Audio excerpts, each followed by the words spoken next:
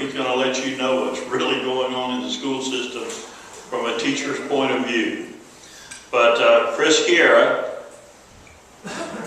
close enough? Close enough. Guerrieri. He's, you know, the little story here in the front, you know, he was basically welcome back Cotter. He was an Ed White graduate, played football at Ed White. Said he never talked back to Troy Lamb. I know some of y'all know Troy. He said he wouldn't talk back to Troy if he'd have paid him. But Chris is a teacher at Ed White High School, and he has articles that are in the paper basically telling you what's really happening in schools. And there have been some directions from people saying you shouldn't be saying all that. But he's a graduate of the University of North Florida. And I would like for Chris to come on up, please. Chris.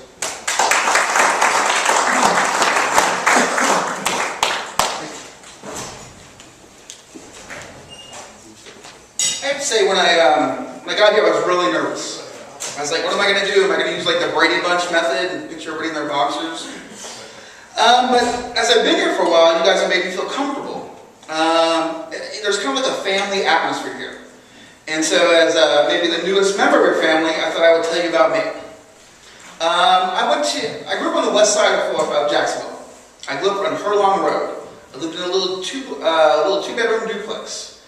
I went to Normandy Village Elementary, Carter G. Woodson, James Will Johnson, Stillwell, and then I finished my career at Ed White High School. So I grew up here. I grew up going to all public schools.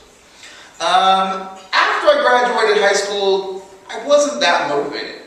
So I kind of goofed around a little bit, went to Florida, FCCJ back then, it had so many name changes.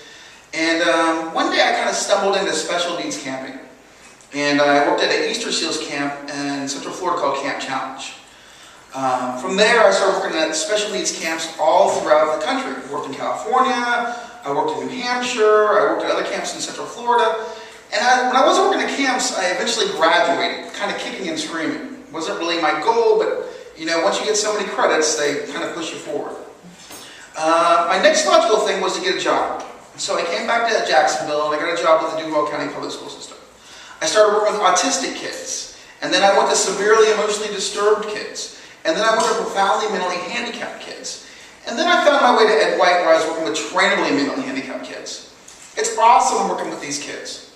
A lot of times these kids don't have like object permanence. Does everybody know what object permanence is? It's like when you play peekaboo with a baby. And the baby knows you're there. Baby doesn't know you're there when you're hidden. But when you pull the cover down, the baby's like, oh my God, he's back. It's amazing. So a lot of my kids get so excited when they'd see me. They'd be like, oh, Mr. G, and they'd run up and hug me. It was awesome. They'd go to lunch, and they'd come back from lunch, and they're like, oh, Mr. G's still here. Wow, it's amazing. So it was kind of a good time. And then my good time kind of came to an end. A week before the school year began, 2 years ago, a science teacher abruptly quit. And the principal went, Chris has kind of got an affable style, you know, he works well with the kids, he can talk, he can speak, you know, let's move him to science. So they took me out of my nice, safe TMH classroom and they moved me into a science classroom. And when they did so, they told me some things. They said, Chris, you gotta look out for these students. Because some of these students are mean. Some of these students will be disrespectful. Some of these students will treat you badly. I'm like, what do you mean? I'm a teacher, you know? Nobody's going to yell at me or throw things at me or be disrespectful to me. I'm going to come in, we're going to do our work, we're going to have a good time, and we're going to learn. Well, it was a wake-up call when I went there. There were students that I had to look out for. There were students that didn't care, that didn't want to try, who didn't do any work at all.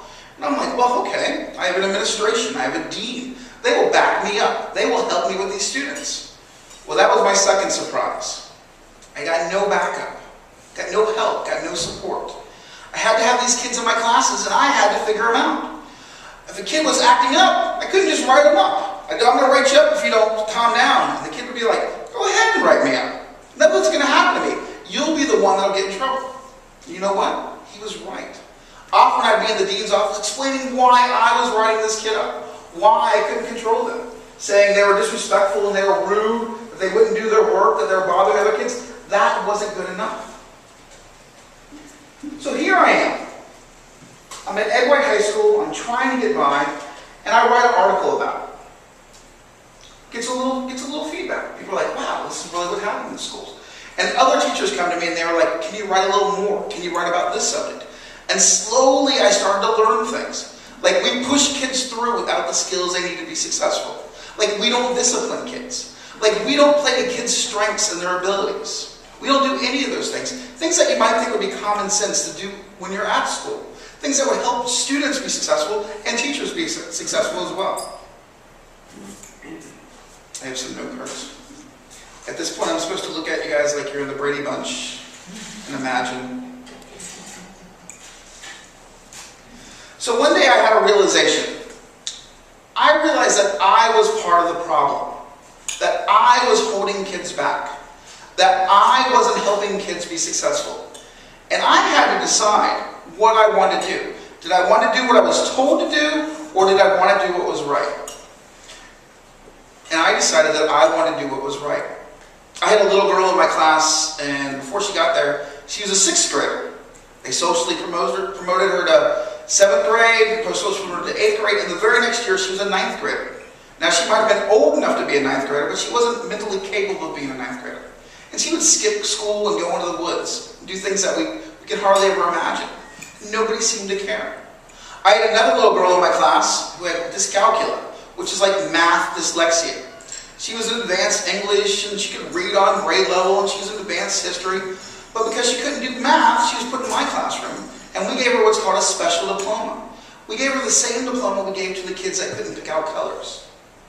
I felt like we were holding these kids back. And so that's why I decided to write, and that's why I decided to speak up. Now let me ask you guys a question. I'm going to describe a city to you, and I want you to see if you can tell me what the city is. The city intersects 2 major highways. It's on both the ocean and has a major river running through it. It has lots of room to grow and lots of infrastructure. There's a professional sports team in the city. It's close to entertainment hubs. It has one of the best park systems in the world. It has a port and an international airport. It's also a pro-business city and a pro-business state. And perhaps most important of all, it doesn't have an income tax. Anybody know what city I'm talking about? You leave Florida. Baltimore, Maryland. Baltimore, Maryland? Any other guesses? That's right. I'm talking about Jacksonville, Florida.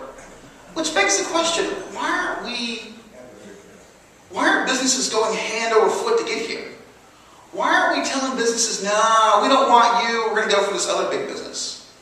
Why isn't Jacksonville growing and expanding at a huge rate? Well, a lot of times these businesses point to our school system. They say our school system is not very good. And then they point to our workforce, which is graduates of our school system. And they don't want to come here. And I think that's pretty sad. Jacksonville's school system contracted last year. That means we lost kids. As the city's population grew, our school system didn't grow. And that tells me that the city isn't going in the right direction. I don't think it would take reinventing the wheel or blowing up the bank to improve education here in Jacksonville, Florida. First thing we do is we follow the code of conduct, which is something we don't do right now. Principals' evaluations are tied to not giving suspensions, tied to not disciplining. If we were to follow the code of conduct and give kids consequences, remember, for consequences to be meaningful, they have to mean something, then that would greatly improve things. And then we stop passing kids along. If a kid does not have the skills to be successful, we shouldn't pass them along. But that's what we do here in Duval County. Over half our kids can't read at grade level. Over half our kids can't do math at grade level. But they're passed along to high schools where they can't be passed along any further. We could do those things for free. We could just say, hey, we're going to make the decision to do the bare minimum. We're going to make the decision to do the absolute minimum of what we should be doing. But we're not doing that now. That would be a good step in the right direction, to do the bare minimum. Then once we got that going, there are other things we could do. We could put in safety nets and A lot of times when a kid is acting up, he's acting up because of what's going on in his home, not because of what's going on at school. A lot of times when a kid doesn't want to learn, it's not because the school's not teaching them, it's because they don't know how to be taught.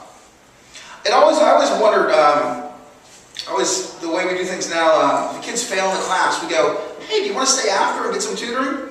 Well, you know what? I don't think so. I think I'm going to go and play on my Xbox. Why do we make it optional for these kids? These are kids. As adults, we should be making decisions for them. And then once we did that, if we were to bring back curriculums that matter to the kids. If I want to drive a truck, why am I taking Algebra 2? It doesn't make sense to me. I hope it doesn't make sense to you. We should have curriculums that kids like, that kids enjoy, that kids are all about. But we don't do that. We've practically eliminated the teaching of trades. We've practically eliminated the teaching of skills. And we've practically eliminated arts, things that kids are interested in. I'm not saying Algebra 2 does not have its place. I'm just saying it shouldn't be the forefront. It shouldn't be the placeholder for everything else. The job of schools, Duval County says the job of schools is to prepare every child, regardless of ability, regardless of desire, for a post-secondary education so they can compete in a global marketplace. I think the job of schools should be to prepare every child to be a good citizen, to whatever they choose, whether it's to go to school or whether it's not to go to school. Sometimes people say to me, well, Chris, it's a family. The family's going to do it. If the family's not involved, how are schools supposed to be successful? We can't sit back and go, oh, Johnny's mom would have taught him how to read, he'd be a great student. We can't sit back and go, if Susie's dad would have spent time with him, she'd be a great student either. Schools have to take up the slack. Schools have to give kids a snapshot. You come to school, you work hard, you're going to be rewarded. You come to school, you don't work hard, you act up, there are going to be consequences. And that's not what we're doing. We're not doing the bare minimum. And if we were to do at least the bare minimum, things would improve. I wrote down some stats about Duval County that you might not know about. Over half the kids in high school can't read or do math at grade level. And that's even when we factor in the magnet schools like Stanton and Paxton. 70% of graduates that go to Florida State College have to take remedial classes. No ifs, ands, or buts. Despite being a B district, and the Duval County school system will tout that day and night, we're a B district, 9 of our high schools were D or F. That's 9 out of 17 high schools. If we don't count the dedicated magnet schools, 9 out of 13 neighborhood high schools are D's or F's. That's failing. Private school enrollment all throughout the state is dropping. People can't afford it. Except in Jacksonville, Florida. In Jacksonville, Florida, private school enrollment is going up. People are digging into their pockets and going, we aren't going to send our kids to the public schools. The public schools aren't working. Those are some sad facts that we have to realize. If we want Jacksonville to improve, if we want Jacksonville to have the promise that we all know that it has, the school system has to improve. And I think the one way the school system can improve is if at the very least, we start doing the bare minimum of what we should be doing. And sadly, that's not what we're doing right now.